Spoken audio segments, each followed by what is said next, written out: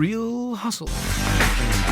Tonight on The Real Hustle, The oven, it's piping hot. we uncover an elaborate scam to sell useless kitchen knives as seen on TV. Watch out, there's a thief about.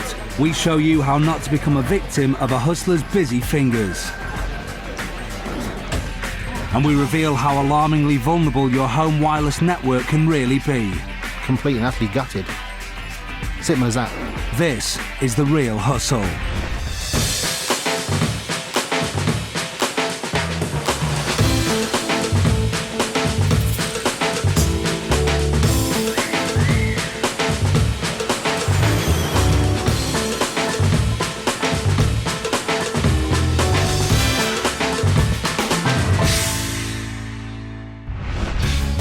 We're going to uncover the secrets behind the most popular scams being carried out by con artists in Britain today.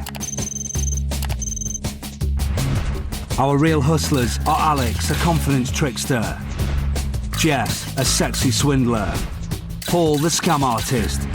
They've been travelling the UK to demonstrate to our hidden cameras exactly how the cons work. All the people in this show have been hustled for real, and after being given their money back, they agreed that the footage could be shown so you can avoid being ripped off by the same scams.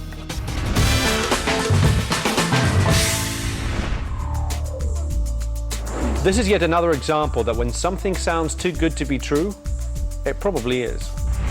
Alex and Paul in their latest venture, a computer shop offering amazing deals that are impossible to turn down. But there has to be a catch. This is the hardware hustle.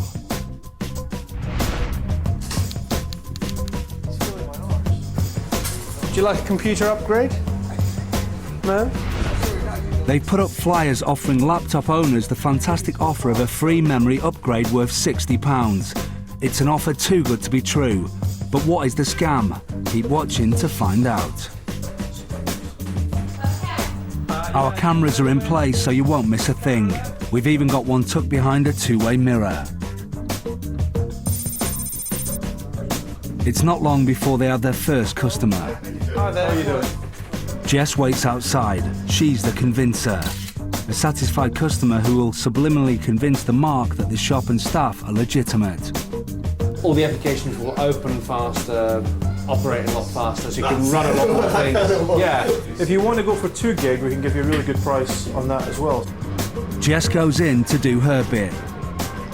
Let's give you the 512 upgrade for free, and we'll chuck in another gig for you. But we'll charge you half price, so for 60, you'll get a gig and a half, which will bring your computer up to 2 gigabytes RAM, which is huge. Our victim doesn't need Jess's convincer. The boy's sales patter has got him to agree to pay £60 for some extra memory in addition to his free upgrade. 5 o'clock? He is happy to leave his laptop to be fitted out, ready for collection at 5 o'clock. Okay, well, I appreciate it. Thank you. Cheers, good to meet you, Mike, and give us a call, yeah? Yeah, perfect. Okay, Cheers. thank you. Cheers, Mike. Bye. And here comes the scam. I think this is quite a nice one. Yeah. Just put it up, put this one on display. Our real hustlers have no intention of giving back any of the laptops that are left with them today. Very nice. Thank you, Mike. Yeah, about 1,200. Not bad for a day's work. Yeah. Instead, they are going to do a runner and their customers are going to have a nasty surprise in store when they return. Smashing. Another victim is drawn into the trap. Hi there. Hiya. Afternoon, hiya. I'm just coming to find out about the free upgrade. Ah, yes, okay. And you get a 512 megabyte upgrade for free.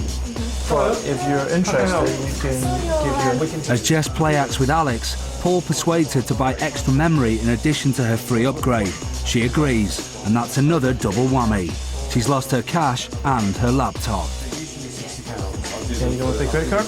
We'll take those. Thank you very much. Okay, Jessica. See you later.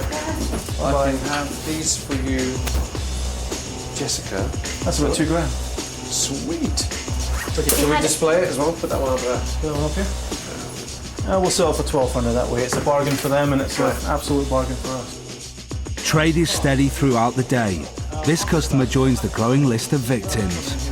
All right, great. Take care. Pleasure. The phone. All right. It's time to go. The team clear out the shop and count their ill-gotten gains. Right, how do we do? That is about £8 grand. Right, let's clear everything out. Get moving. Alright, I think we got a couple. The real hustlers pack up the shop and clear out, leaving no trace.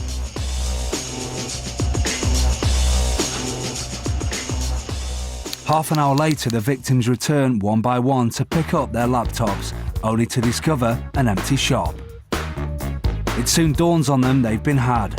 Lucky for them, although they don't know it yet, that they are going to get their laptops back. But what is their initial reaction to the scam? They seem really nice. They knew what they were talking about. I went along, totally believed them. They've taken my laptop and they've got £1 grand's worth of goods, and it was obviously a bit of a scam. I guess if an offer's too good to be true, then it probably is too good to be true. I'd go somewhere with a reputation next time. They've gone with it now. They're out of here. And yeah, now I'm without a computer and made to look a little bit stupid in the process. If you're handing something of value over to somebody else, make sure you get given a receipt with full contact details, and always have expensive items such as laptops insured.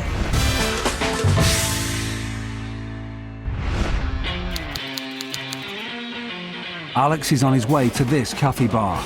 It's the lunchtime rush and Alex takes his time to find his targets. We've got it covered, so you'll see what these customers miss. Alex is almost spoilt for choice because this scam is the jacket pickpocket. First, Alex is going to have a pot for the centre pocket. Then he intends to go for the top pocket, and finally his third choice is the bottom pocket. All of them are going to be played for from this table. First, he positions himself. Now he checks his target. He makes sure he doesn't arouse any suspicion by reading his newspaper.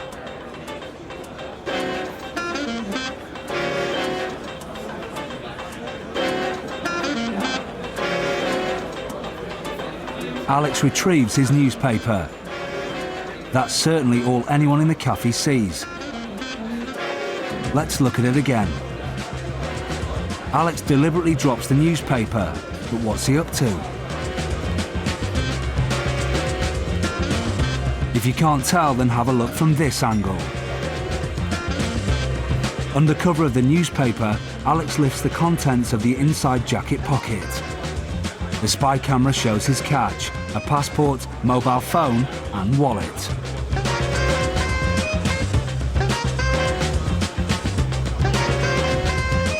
Alex coolly hides his hoard before calmly leaving the table, his crime undetected. He now needs to get into position for his second pocket. A trip to the bathroom is a good enough excuse.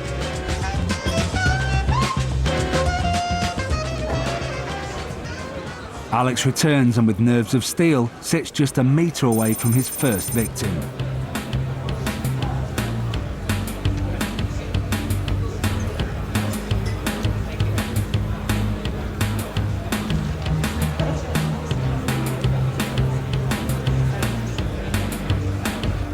Alex uses his mobile phone as an excuse to go for the second pocket.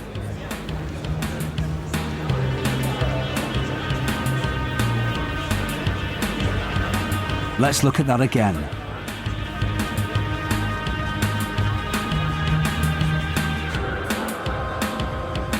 What's Alex got? In a closer view, we see Alex has only managed to grab a glasses case. The spy cam shows it was a good lift, but it's a poor haul. He won't be happy with that, so he's off to get a beer from the bar, a handy excuse for repositioning himself for pocket number 3. What kind of beer do you have in a bottle? Alex is back at the table and is lining up his next pocket. Incredibly, his 2 previous victims are still unaware of being robbed. Alex's next target is too engrossed in his conversation to notice what is going on behind his back.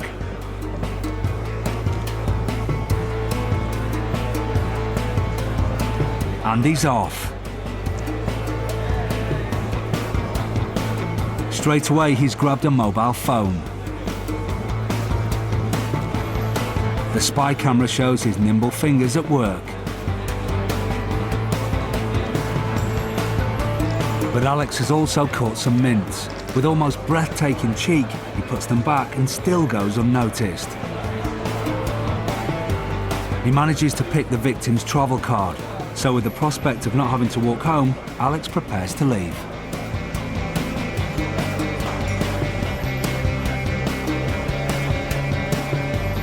And his cool nerve even permits him a final swig of beer before heading off. So, Alex's tally for one lunchtime's pickpocketing adds up to potentially more than £2,000 in stolen cards, cash and goods. We won't mention the glasses case.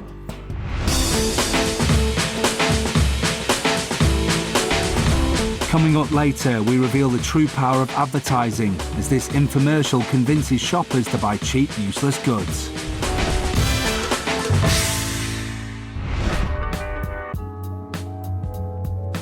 More and more people are installing wireless networks in their homes. This is very practical. It means you can use your computer anywhere inside the house without the hassle of cables running everywhere. But the fact that it's wireless means that it's vulnerable. If it's hacked, people can use your address to download illegal content. They can use your address to send spam and release viruses in the internet. And people can even look at everything that you're sending over the internet. 22% of the British population have broadband internet and 30% of those have wireless access. So booking a holiday or doing your shopping online may seem safe and practical, but it can be very unsafe.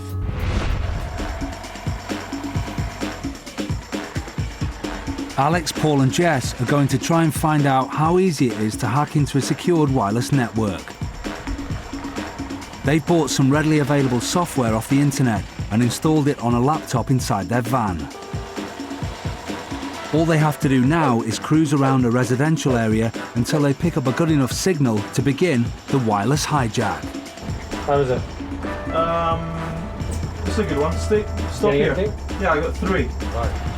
4. Radio signals from wireless networks may not be very strong, but depending on where the base station is located in the house, it's sometimes possible to pick up several different networks in one spot out on the street.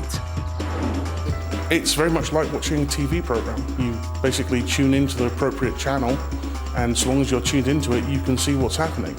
The technology is designed to be read by anything. Unless you put additional protection onto it, it's supposed to be as simple as possible to make it fast and lightweight and compatible. There's 3 in the area, but this one's got a lot going on right now. They're actually making a bet on putting a bet on that. On this street, the hustlers have managed to pick up signals from 4 different houses. Most homeowners don't even bother to protect themselves with a password, which is the equivalent of leaving your back door open to a hacker. This house, however, has protected itself by using a simple web security setting. But with the right software, this is still easily crackable. All it takes is a couple of minutes to decode their password settings and the hustlers are in. We've got access to his entire server, so if we want, we could download information or transmit information on his bandwidth. Alex, Paul and Jess are now able to see everything this homeowner is doing on their computer. And for the next hour, they watch the victim as he sends emails, browses the web and purchases goods, all from the comfort of their van. Not only that, he's booked a hotel. Look, we actually know that he's going away on holiday, and I managed to grab outbound flight, his accommodation, and the inbound flight. So we know when we're going to be having an empty house as well. So we know when we have an empty house. So it's everything that we need. Let's hit it. Print some stuff off. Great, we're done. Posing as officials from Ofcom and armed with a hidden camera and printouts of the websites the markers visited, Paul and Jess are about to confront the owner of this so-called safe wireless network. Hi there, are you Mr. Smith? What was that, yeah? Andrew Smith? Yeah. My name's Rob Marks, I'm from Ofcom. Who? Ofcom, we're the Office of Communication. Right. This is Katie Summers. We have some concerns about your internet usage. Do you have a wireless router here? I do. Is this something you've been looking at in the last half hour? Maybe bought grumpy old men? How about, you actually got it from Amazon, I think. Yeah. And did you also buy Mozart's piano concertos? Indeed. Oh, eBay. Is this your eBay account? It is, but I've not used that at all recently. Yeah, but we still have access to that. And we also noticed that you booked a holiday. Are these the dates that you'll be away, Mr. Moore? You're standing on my doorstep of my house telling me that you know that I've booked a holiday. And I know when you're going to be away. Exactly. I know exactly when your house is going to be empty. Exactly. What you should really be wondering is how dangerous this could be. Because somebody could park themselves outside of your house. Yeah. They could get access to your internet server, and from your IP addresses, they could launch an attack on the internet, send a virus out, which if it were to damage the financial institutions of this country, the police would track it back to you. How have you got this information then? What we've done is be able to get access to your network and see everything. Paul explains how he got access to what Mr. Smith thought was a secure wireless network. He used software readily available on the internet, and he bought a wireless network adapter for a laptop. Within minutes, he was able to see what Mr. Smith was up to and gain valuable information. So, how does Mr. Smith feel now? With the money I've spent on some of the software, gutted to be honest, is that I'd have to say. You know, partially stitched up and completely and utterly gutted. It's simple as that. When I was told about going on, that I'm going on holiday, I was just in disbelief. You know, the thought then that my house could be open to anyone coming in here for 7 days, knowing that I'm not going to be here from whatever date of the day I come back, but for 7 days, somebody can walk in here, untroubled, round the back of the house, and, well, what can I say? That really would have been something to come back to, wouldn't it? And I think everybody now, from what you've done to me, I'm trying to be nice here, but should be very, very concerned. Always be careful about what you send across your wireless network, and if possible, have one computer that's hardwired to the net. And when you name your network, make sure it doesn't identify exactly who you are. And finally, always use the highest level of security available to you, which in most cases will be WPA. Wi-Fi is probably the hustler's dream. I'd say the two most solid pieces of advice are, if you're going to have a wireless network, make sure that there's security on it. Enable WPA, which is a good system of security that you can have on wireless, and enable MAC address filtering. What MAC address filtering does is says only specific machines are allowed to come in, nothing else can come through. One of the most famous figures in the hustling world is a man called the Flipper, so called because he won and lost millions of dollars on the toss of a coin. The reason he won so much money was because he was in complete control of every coin toss using sleight of hand. Paul is waiting for Alex in this bar, and he feels like a drink. Quite a few drinks, actually. And of course, being a hustler, he's not planning on buying any of them. He persuades these regulars to join him in a game. 3 people have to toss a coin, and whoever gets the odd one out has to get the round. Seems fair enough, doesn't it? Well, it's not. This is the coin toss. Here? Not a question. I just got here. You're half an hour late. Flip for it. All right, I've got one anyway. Do you want to? I'll go on. 50 pence. Yeah. Well, only works for 3 of us. 2 people. Right. Odd one buys the beer. Okay. Ready? Cool. All right, go. Tails. Tails. Heads. Heads. Here's what I do. I'll have another one of those. All right. Just 4 of these, Carl, yeah? 4? Yeah. Don't forget to tip. So the Mark accepts his loss and goes off to buy a round. Come back, Carl. Thank God. You're here. Fantastic. Cheers. The hustlers have got out of paying for 4 pints. Not bad, but they're not going to stop there. You know what will go well with these? Is a shot. You got a flip. Kyle's done it. He's done it. I've done it. What you got? L50. Hang on. Right. All right. Ready? Tails. Tails. Heads. On you. On you. Any shot? Any shot? Any shot you want. Once again, Alex and Paul have wriggled out of buying another round. So, how have our hustlers been so lucky? This is a classic example of 2 hustlers ganging up on a mark. All I've got to do is look over to Paul and he signals me whether he's going to throw heads or tails. The signal is very simple. Before the toss, Paul flashes the coin to Alex, indicating which side he'll make the coin land on. So this is how I control the coin. I flip it, genuinely flip it, let it land in my hand, I run my thumb over it, I feel whether it's going to be heads or tails. And then all I have to do is make an adjustment to show which side it's going to be. But how do I know whether the coin's going to be heads or tails before I even flip it? That's because I use a controlled toss. When I flip it like this, it actually simply revolves in space. It doesn't turn over, but I give it a little wobble, so it looks to the human eye as if that coin is flipping over in the air, but when it lands back in my hand, it's still heads or tails up. The marks are powerless. There is no way they can win. Sambuca. Oh. Cheers, all right. Right. I feel a bit guilty though. Feel like celebrating, don't you? Feel like celebrating? Feel like celebrating? Yeah. Yeah, we can celebrate. You know what you need to celebrate though, right? Yeah. Bottle of bubbly. Champagne. So who's going to get it? Who's going to flip? Well, which one are you two want? I might as well flip. Come on. Ready? Right. Ready. Tails. Tails. Heads. It's on you. Funny. Biggest bottle they've got, if you don't mind. So that's 4 pints of beer, 4 shots and a bottle of champagne. After all that, it's probably in everyone's interest to call it a day. Good. Very good. Right. Thanks, guys. It's been a pleasure. Nice meeting you. All right. Take care. Take care. Yeah. Cheers. All right. Thanks. Oh yeah. Right. There she is. She's over there. Yeah. All right. No, that was a loss. I didn't even get a glass. The hustlers go off to down their winnings and leave our unlucky duo to drown their sorrows. With the right patter and slick packaging, a good hustler can sell items worth less than £1 for a huge profit. With an infomercial, he can make a fortune.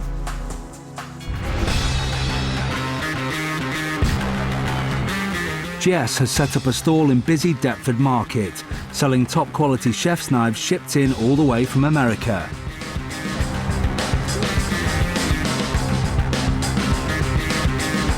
She has a TV that's constantly playing an infomercial showing any potential customers what a fantastic deal this set of knives are. This is the cutting-edge scam.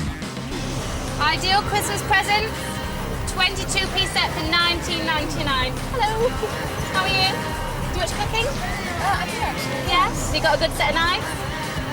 Not as good as this though. No, this is a #1 selling knife in the US right now. Yeah. You buy 1 Pro Blade plus, you get a 21-piece set for free. I mean, if you can see on the video. The sales patter is good, but it's the infomercial that's really got her interested. It seems too good an offer to refuse, and she buys a set for 20 quid. That's lovely. Thanks ever so much. Have a lovely day. Everything seems to be going well for Jess, and nothing appears out of the ordinary, except for the 2 jokers on the TV with the dodgy American accents. Wow, that's fantastic. Let's find out what's really going on. The knives, of course, are not chef's knives shipped in from America. They are cheap, flimsy and useless, bought from the cash and carry and repackaged with some new branding.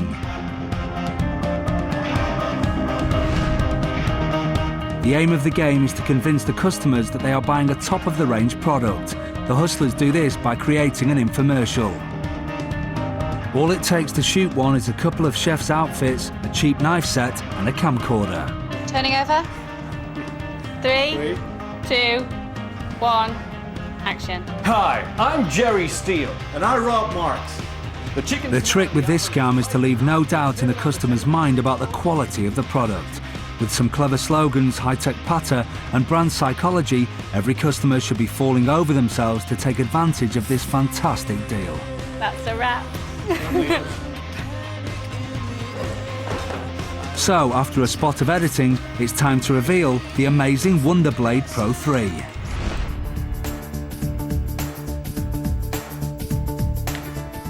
Hi, I'm Jerry Steele. And I'm Rob Marks. Has this ever happened to you? The chicken's come out of the oven, it's piping hot, and you're trying to carve the breast, and look at it. Looks like roadkill, Jerry. But I believe Rob has got the answer to all our problems. Yes, I do. Introducing the Wonderblade Pro 3, the future of kitchen technology today. This features nano sharpening technology on the blade, an ergonomically designed polycarbonate handle. This ensures a firm grip, reducing wrist strain, improving chopping speed, reducing preparation time, and cutting your kitchen time in half. Wow. Armed with their new infomercial and cheap repackaged knives, it's time for Alex, Jess and Paul to hit the market. Will the new video help them sell their knives to the public? And it's not long before the video starts to pull customers in. Jerry, if you were to try and buy a blade like this in the store, it would cost you upwards of $100. But today, you can own a Wonder Blade Pro 3 for just $39.99.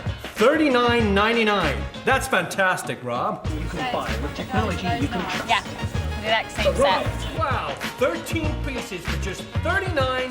You gonna get one? Yeah. Yeah? Here you go. Lovely, thanks ever so much. Enjoy your cooking. Cheers. Thank you, bye. Hello. $39.99. That's fantastic, Rob. That's US dollars. We're selling it for $19.99. I mean, it's as seen on the TV right here. Everything you get. You like to take one? Yeah? Okay. There you go. It's $19.99. Thank you. Wow. Get you your penny change. Through the morning, the money keeps rolling in, and every customer walks away feeling satisfied they've picked up a bargain. But what do they think of their new purchase? The video promotion is very good because you don't really have the time or the space on a market like this to cut a tomato or to cut a cucumber. So the promotional video is very good to actually see what these knives can do. But on closer inspection, do the Wonder Blades still deliver? Yeah, a bit upset. But this is really, It's a good idea to actually check what you're buying, even if it's a half-open box or a completely closed box like this one was. I think I'm going to go back and ask my money back. The reason this scam works is that people like to buy a brand product, a product which they think has got some reputation, whereas in fact a lot of these so-called branded products are actually very cheap, very crude products, not actually very good quality at all. A good hustler can sell anything. The trick is making it seem much better than it is. That is the art of the pitch. Items always look a lot better when they're packaged up and on the TV. Our advice? Try it before you buy. And if you can't do that, see if you can find a review on the internet. Cheers, good to meet you, Mike. That is about £8 grand. Be careful of who you listen to. And remember, if it sounds too good to be true, it probably is.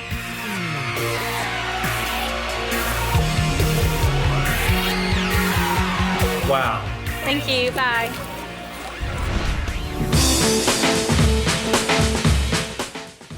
Ah yes, it's Dog Borstal at 12 midnight tonight on BBC Three, and next Rufus has crime scene investigation.